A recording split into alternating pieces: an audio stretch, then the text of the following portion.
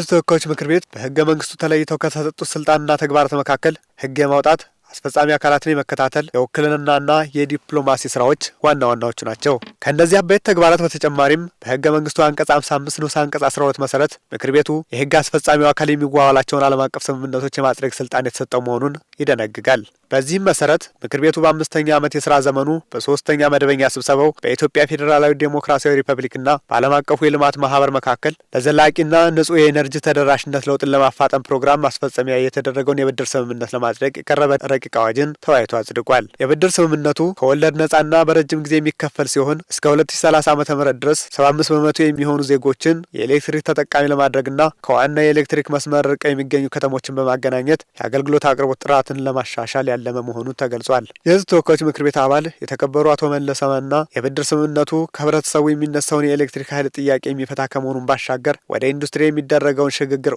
ለማድረግ ከፍተኛ ፋይዳ ያለው መሆኑን ገልጸው ለታለመለት ዓላማ መዋሉን በተመለከተ ግልጽ ሪፖርት የሚቀርብበት አግባብ መኖር እንዳለበት ይናገራሉ።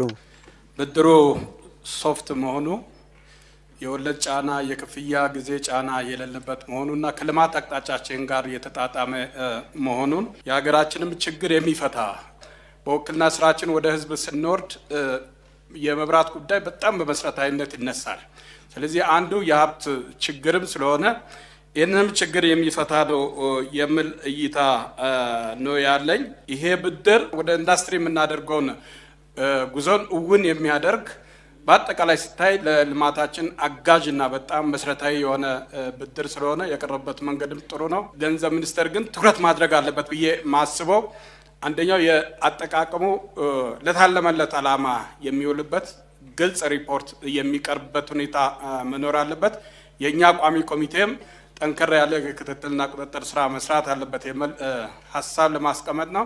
የተከበሩ ዶክተር ፈቲ ማህዲ የብድር ስምምነቱ በገጠር የሚገኘውን የህብረተሰብ ክፍል ኤሌክትሪክ ተጠቃሚ በማድረግ የዜጎችን አኗኗር ለማሻሻልና የሀገርን እድገት ለማፋጠን ከፍተኛ ጠቀሜታ እንደሚኖረው ያነሳሉ። ኢትዮጵያ ሀገራችን እንደምናስታውሰው በርካታ ፕሮጀክቶችን በአሁኑ ሰዓት እያለማች ነው ያለችው። ታላቁ የህዳሴ ግድባችን ከተመረቀ በኋላ የኤሌክትሪክ ኃይል አቅርቦቱ እየጨመረ ያለበት ሁኔታ ነው ያለው። እንደ ሀገር አጠቃላይ ያለብን ችግር ከኃይል አቅርቦት ጋር በተያያዘ በተለይ ኃይል አቅርቦት በቂ ያለ ማሰራጫና መስመሮቹና ከማሰራጫ መስመር ጋር የተያያዙ መሳሪያዎችና መስመሮች ጋር ትራንስፎርመር፣ የኤሌክትሪክ መስመሮች፣ ፖሎች፣ ሰብስቴሽኖች፣ ስቴሽኖች፣ ኤሌክትሪክ እነዚህ ናቸው መብራት ችግር እየፈጠሩ ያሉ። እኛም እንደ ህዝብ ተወካዮች ምክር ቤት በህዝብ ውክልና ስራ ጊዜ በተደጋጋሚ ማህበረሰቡ የሚያነሳው ይህንን ነገር ነበር ሲያነሱ የነበሩት። ህዝቡ መብራት መቆራረጥ፣ በቂ ኃይል አለማግኘት በተደጋጋሚ ይነሳ ነበር። ይህንን የህዝቡን ችግር ሊፈታ የሚችል የመደመር መንግስት ሰው ተኮር የሆነ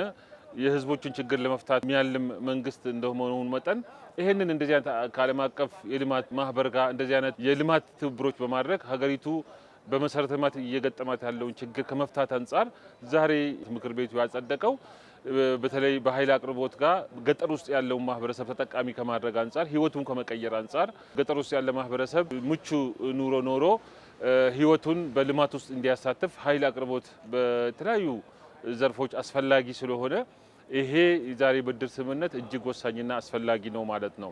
በተለይ ብድር ስምምነቱን ስናይ የችሮታ ጊዜ ያለው 6 ዓመት እንዲሁም ወለድ የለውም፣ ኮሜርሻል ሎን የምንለው አይደለም ማለት ነው። ቀጣዩ ትውልድ ላይ እዳን የሚጭን ሳይሆን ምንዳን ሊያተርፍ የሚችል ከ30 ዓመት በላይ የሚቆይ ረጅም ጊዜ ብድር ስምምነት ስለሆነ ሀገሪቷ ላይም የእዳ ጫና የማያስከትል ክፍያውም ረዘም ያለ ጊዜ ስለሆነ ጫና ሳይፈጥር በጥሩ ሁኔታ ሊከፈል የሚችል ነው ማለት ነው። ስለዚህ ጠቀሜታው በጣም ዘርፈ ብዙ ነው፣ የጎላ ነው፣ አግባብነት ያለው ነው፣ የዜጎችን ህይወት የሚቀይር ነው፣ የሀገርን እድገት ልማት የሚያፋጥን ሆኖ ነው የምናገኘው፣ የዜጎችን ጥያቄ የሚመልስ ነው ብዬ ነው የምወስደው። ዶክተር ፈቲ አያይዘውም ምክር ቤቱ በተለይም የሚመለከታቸው ቋሚ ኮሚቴዎች ብድሩ ለታለመለት ዓላማ መዋሉንና ህብረተሰቡን ተጠቃሚ ማድረጉን ማረጋገጥ እንዳለባቸው አመላክተዋል። ፓርላማው ወይ ምክር ቤቱ የተከበረው ምክር ቤት ያጸደቀበት እንግዲህ ዝርዝር አለ ሰነዱ ውስጥ ለምን እንደሚውል ይሄ የብድር ስምምነት ያ በትክክል ስለመዋሉ ሄደው የክትትልና ቁጥጥር የማድረግ ስራ አንዱ ስራችን ስለሆነ እንደ ምክር ቤት የሚመለከተው ቋሚ ኮሚቴ በተለይ ሌሎችም በህዝብ ውክልና ስራ ጊዜም በክትትልና ቁጥጥር ስራ ጊዜም ይሄንን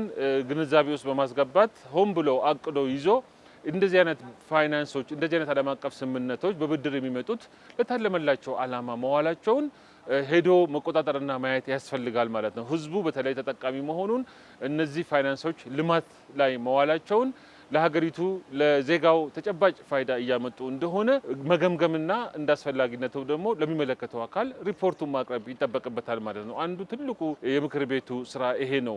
እንግዲህ ያው እንደምናውቀው ስምምነቶችን ዓለም አቀፍ ስምምነቶችን ማጽደቅ ብቻ አይደለም የዚህ ምክር ቤት ስራው፣ የጸደቁትን ደግሞ ተከታትሎ መቆጣጠርና ማየት ይጠበቅበታል። ሌላኛው የምክር ቤት አባል የተከበሩ ወይዘሮ አዲስ አለማየሁ በበኩላቸው በመንግስት በጀት ብቻ የኤሌክትሪክ መሰረተ ልማቶችን መገንባትና ማዳረስ የማይቻል በመሆኑ እንደዚህ አይነት ፕሮጀክቶችን ማበረታታት እንደሚያስፈልግ ይናገራሉ። እንደ ሀገር ከያዝናቸው ትላልቅ ግቦች አንዱ በኤሌክትሪክ ተደራሽነት የተሻለ ደረጃ ለመድረስ ነውና በ2018ም ካጸደቅናቸው እቅዶች አንዱ ይሄንን የህብረተሰባችንን ጥያቄ ከመሰረቱ የመፍታት ዓላማ ያለው ነው። ስለዚህ በሀገራችን የኤሌክትሪክ ተደራሽነትን ስናይ ብዙ ስራ እንደሚፈልግና በበጀትም ጭምር በ2018 2 ቢሊዮን ብር መድበን ተደራሽ እንዲሆን ከፍተኛ ርብርብ የተደረገ መሆኑ ይታወቃል። ነገር ግን በመንግስት አቅም ወይም በበጀት ብቻ ከመሰረቱ ችግሩን መፍታት ስለማይቻል እንደዚህ አይነት ፕሮጀክቶችን እያበረታታን እየደገፍን የምንሄድ ከሆነ ባጠረ ጊዜ ያስቀመጥናቸውን ግቦች ልናሳካ የሚያስችለን ነው የሚል አስተያየት አለኝ። የኢትዮጵያ ኤሌክትሪክ አገልግሎት ዋና ስራ አስፈጻሚ ኢንጂነር ጌቱ ገረመው የብድር ስምምነቱ ከ5.5 ሚሊዮን በላይ ዜጎችን የኤሌክትሪክ ተጠቃሚ እንደሚያደርግ ጠቁመው እንደ ሀገር እየተተገበረ ያለውን ዲጂታላይዜሽን እውን ለማድረግ የጎላ ፋይዳ እንደሚኖረው ይገልጻሉ። ይሄ ብድር ትልቁ ዓላማው እንደሚታወቀው የኢትዮጵያ እንግዲህ የኤነርጂ አክሰስ የማዳረስን ሁኔታ ስናይ አሁን ያለንበት ደረጃ ወደ 54% አካባቢ ነው። የዚህ ብድር መኖር እንግዲህ ከ2025 እስከ 2030 የሚቆይ ብድር ሆኖ አክሰስን በዚህ ሂደት ውስጥ 75% ለማድረስ የሚያግዝ ፕሮግራም ነው። በዋናነት ደግሞ የኮምፓክት 300 የሚባለው ፕሮግራም ወይ ደግሞ ከሰብሳሃራ በታች ያሉ 300 ሚሊዮን ህዝቦች አክሰስን የመጨመር አንዱ አካል ነው። ስለዚህ በዋናነት ይሄ ፋይናንስ ሲመጣ በግሪድ ወይ ደግሞ ቀጥታ ካለን መስመሩ እያለፋቸው መብራት ወይ ደግሞ ኃይል ያላገኙ የህብረተሰብ ክፍላችን በ2.5 እስከ 3 ኪሎ ሜትር ውስጥ ያለ እነሱ አክሰስ እንዲያገኙ የሚረዳ ፕሮግራም ነው። 5.5 ሚሊዮን ህዝብ ኃይል ከዚህ ፕሮግራም ያገኛል ማለት ነው። ስለዚህ አክሰስን በትልቁ ከፍ የሚያደርግ ነው። በትልቁ በየገጠሩ ያሉ የኃይል ችግሮችን የሚፈታ ፕሮግራም ነው። በዚህ ሂደት ውስጥ ጥቃቅንና አነስተኛ ኢንዱስትሪዎች የተለያዩ አካላት ኃይል የሚያገኙበት ሂደት ይኖራል ማለት ነው። ስለዚህ ሲጠቃለል ይሄ ፕሮግራም በሀገራችን ኢኮኖሚ ላይ ያለው ቫልዩ በጣም ትልቅ ነው። እንደሚታወቀው ኢነርጂ የሁሉ ነገር የኢኮኖሚው ፕራይም ሙቨር ዋና አንቀሳቃሽ ነው። በዚህ ሂደት ውስጥ ደግሞ ቴክኖሎጂን ወይ ደግሞ ዲጂታላይዜሽንን በትልቁ እየተገበረ ያለ ሀገር ነው ይሄ ሀገር። ስለዚህ የኢነርጂ ወይ ደግሞ ይሄ ፕሮግራም መተግበሩ በትልቁ ለዛ ጥቅም ላይ የሚውል ፕሮግራም ነው ማለት ነው። በኢትዮጵያ ኤሌክትሪክ አገልግሎት የፕሮጀክት ፖርትፎሊዮ ማኔጅመንት ስራ አስፈጻሚ የሆኑት አቶ ክንፈ ነጋሽ በበኩላቸው የብድር ስምምነቱ አነስተኛ ኢንዱስትሪዎችን ከማሳደግ ባሻገር በገጠር የሚኖሩ ሴቶችን ጫና በመቀነስ ረገድ ከፍተኛ ጠቀሜታ እንደሚኖረው ይናገራሉ። በሀገር ኢኮኖሚ ላይ ያው እንግዲህ ሁላችንም እንደምናውቀው ኢነርጂ ኢኮኖሚውን የሚያንቀሳቀስ ዋና ሞተር ነው። ስለዚህ የኤሌክትሪክ ሽፋኑን በጨመርክ ቁጥር የዜጎች ዝቅተኛ ኢንዱስትሪዎችን ልታነሳ ትችላለህ። ህብረተሰቡ የኢነርጂ ተጠቃሚነትን በኢኮኖሚውን ጥቃቅን ኢኮኖሚዎችን ከማሳደግ አንጻር፣ አነስተኛ ኢንዱስትሪዎችን ከማሳደግ አንጻር ኢነርጂ ሲመጣ ያንን የማንቀሳቀስ እድሉ ከፍተኛ ስለሆነ የህዝቡም ኢኮኖሚ በዛው ልክ ከፍ የማድረግ እድል ይኖረዋል። ከዚህ በተጨማሪ በተለይ በገጠር አካባቢ ላይ የሴቶች ተጠቃሚነት ሴቶች ማገዶ ከሚጠቀሙ ይልቅ ኤሌክትሪክ መጠቀማቸው በሴቶች ላይ ሊኖር የሚችለውን ጫናን ከመቀነስ አንጻር አስተዋጽኦ ይኖረዋል ማለት ነው።